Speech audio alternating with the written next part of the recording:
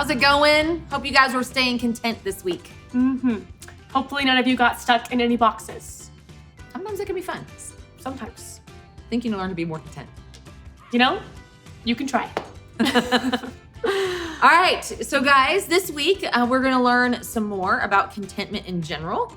But first we're going to start with our birthdays. So let's see what we have for birthdays. Birthdays. Gotta say happy birthday to Leah, Adeline, Caleb, Otto, Rory, and Nathan B. Happy birthday. Happy birthday, guys. Hope you guys are super happy with lots of birthday cake. And if you're really lucky, you might get some candy corn and peanuts for your birthday. Because that's what I have right here. Combo. This is amazing. I just can't get enough of it. It's so good. Going and going. Oh gosh, it's just so good. I can't stop. It's amazing. You know what else is so good? What? Our Bible verse.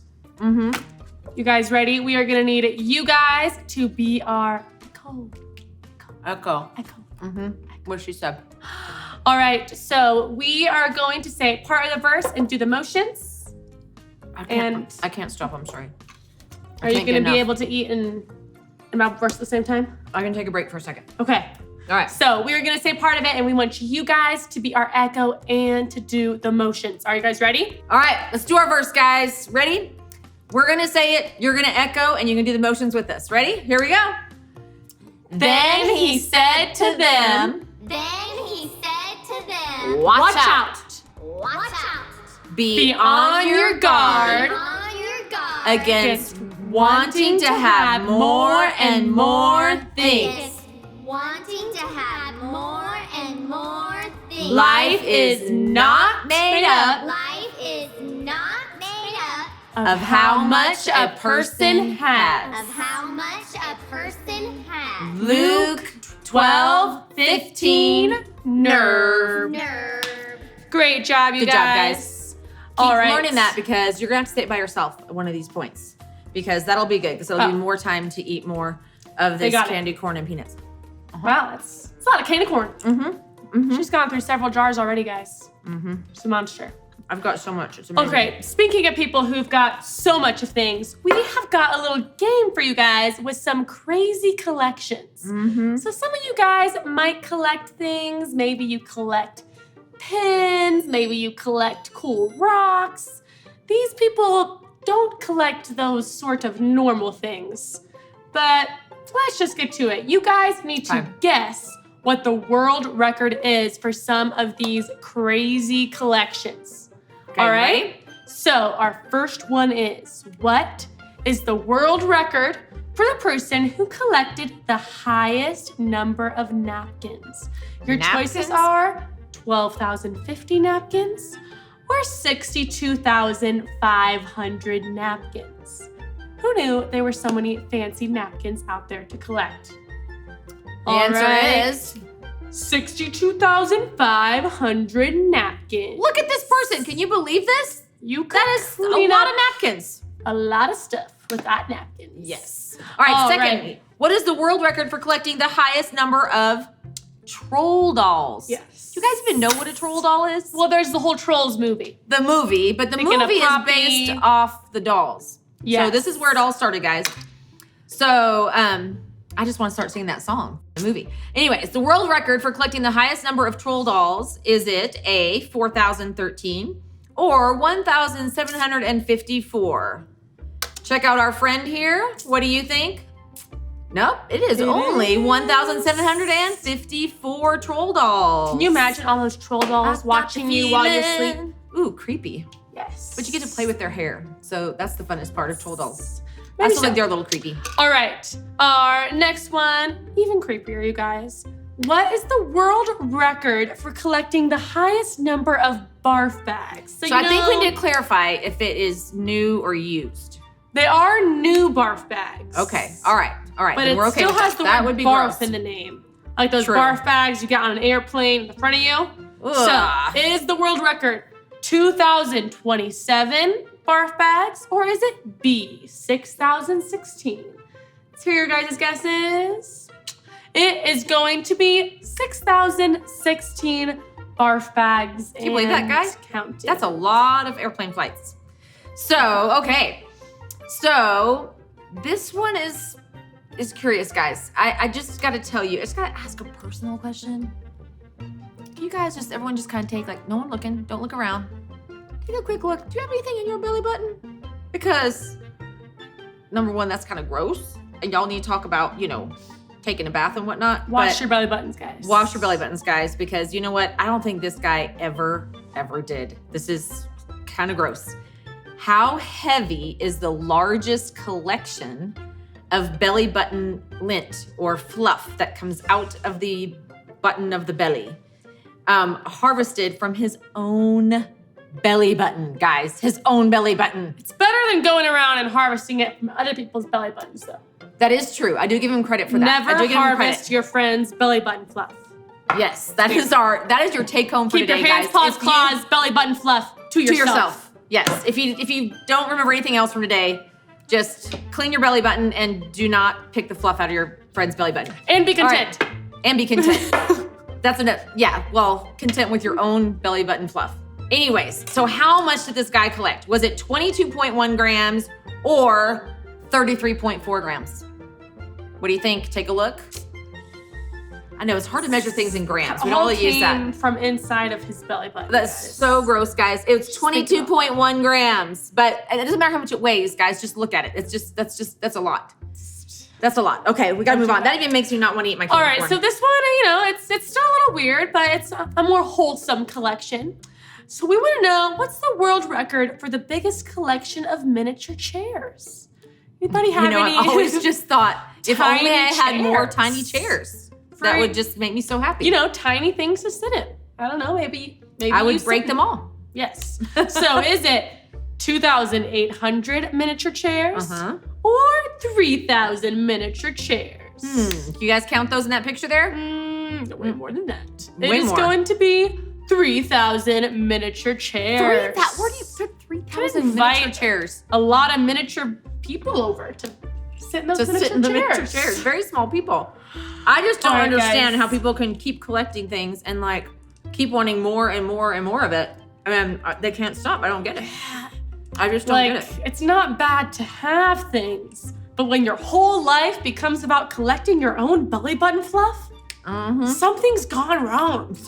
Sometimes you've crossed a line, and even though you like something, like how you like this is amazing. Corn and the peanuts. I can't get enough. But sometimes even though you like something, you can take that next step of where you're just consumed, that you have to keep having more and more and more, and it can make you kind of miserable.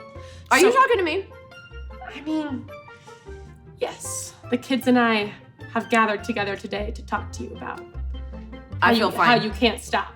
I feel fine. Maybe our Bible story will help you out a little bit. We'll catch you guys after the story.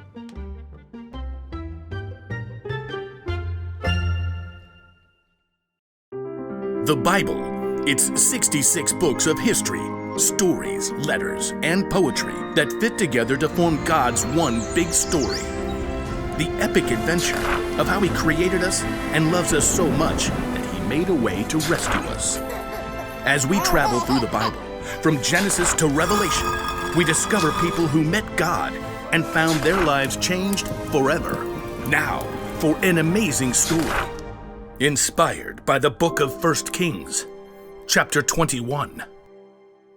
After David and Solomon, many kings ruled the lands of Judah and Israel. Some of them listened to God, but most did not. King Ahab was worse than any other king of Israel before him. He only thought of himself and did exactly as he wanted to do. Do exactly as I want. Yes, Your Highness. What do you want? 4 calling birds, 3 French hens, 2 turtle doves, and 1... Oh, it escapes me. Just bring me some pears flambé.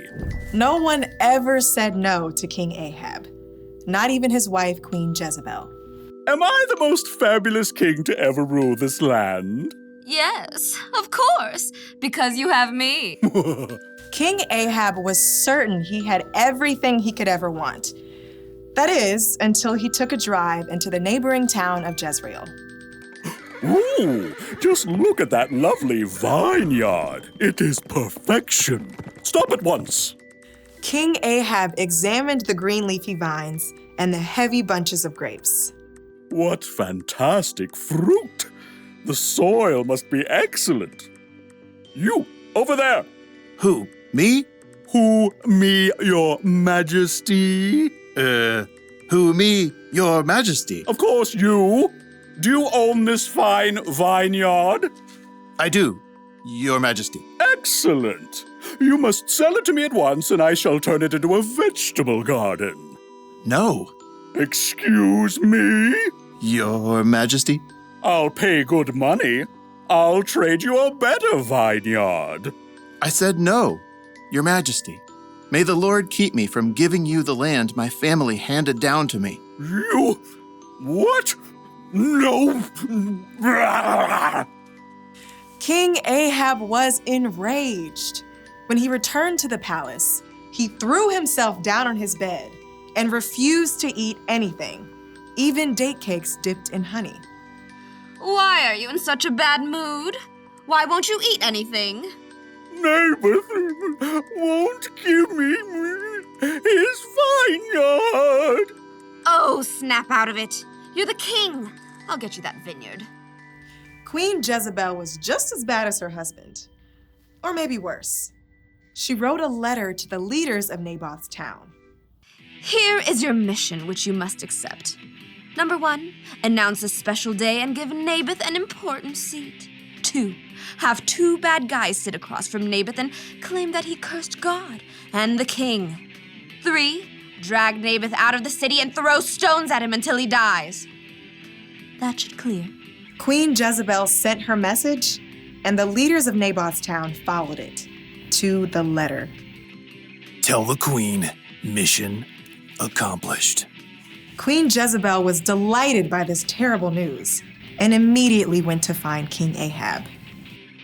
Oh, woe is me. Naboth won't give me... Get up! Take over Naboth's vineyard. He's dead. What? Mine! All mine! King Ahab ordered his chariot and set off at once for Jezreel. We'll rip out these annoying vines, plant peas, parsnips, potatoes. But even as Ahab garden partied, God spoke to the prophet Elijah. Go down to see Ahab. You will find him in Naboth's vineyard. Ahab has gone there to take it over. God gave Elijah a special message for the king. Elijah had faced Ahab before and knew the king would not be pleased to see him. Okay, here goes. Elijah traveled to Jezreel and found Ahab in the vineyard. Pull out that row of vines. Dig up the soil. King Ahab. The king turned. His eyes narrowed as he spied Elijah. My enemy, you found me. The Lord says, haven't you murdered a man? Haven't you taken his property? No, not me personally. And now he doesn't need it anymore. So You've done what is evil in the sight of the Lord. The Lord says, I am going to bring horrible trouble on you. You have caused Israel to sin. Oh. For once, Ahab listened to a message from God. He tore his clothes, a sign of great sorrow for what he had done. He put on the clothing people wore to show sadness. No food. Not even date cakes dipped in honey? Not even date cakes dipped in honey. King Ahab and Jezebel had made themselves miserable, taking more and more. And in the end, both of them paid for it.